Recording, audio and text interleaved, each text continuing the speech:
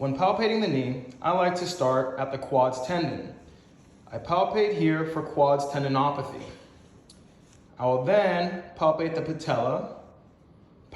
patella tendon, where it attaches to the tibial tuberosity. In a young patient with Osgood-Schlatter, you might feel a bony protuberance. In adult patients that have a history of Osgood-Schlatter may have a bony protuberance that is no longer tender. I will next palpate the medial joint line. As you can see, there's a lot of anatomy here in the medial joint area. The most common cause of pain in the medial joint line is going to be osteoarthritis, or another form of arthritis. You could also have medial joint line tenderness from an MCL injury.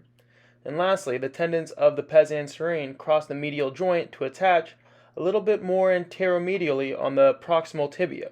If there's any tendinopathy to those pes anserine tendons, you might experience pain along the medial joint line as well as the pes anserine attachment site.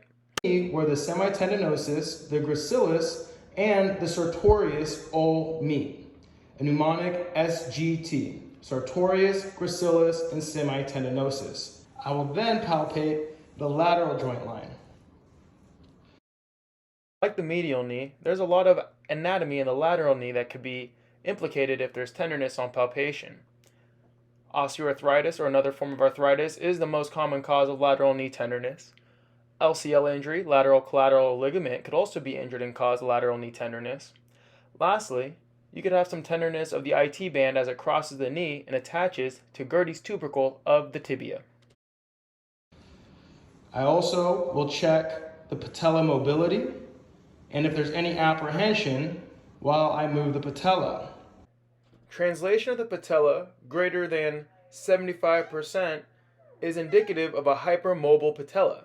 This is seen in things like Ehlers-Danlos, or if there is weakness in their quads.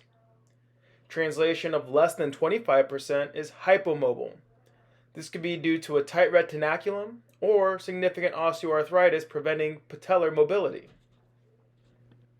Positive apprehension occurs when the patient's face looks uncomfortable while performing the exam, or if the patient tightens their quads while you are translating the patella.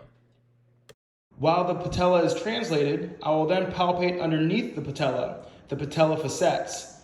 Tenderness here might be related to anterior knee arthritis, anterior compartment arthritis, also patellofemoral syndrome. And I'll also do that for the lateral facets.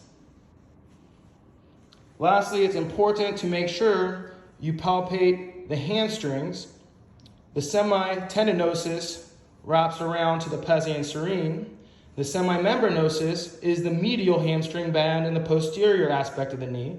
I will palpate here and along the hamstring's muscle belly. And I'll also do the same for the lateral hamstrings, the biceps long head and short head, and palpate the lateral posterior hamstring. Patients may have a fluid swelling in the back known as a Baker's cyst that may be tender as well.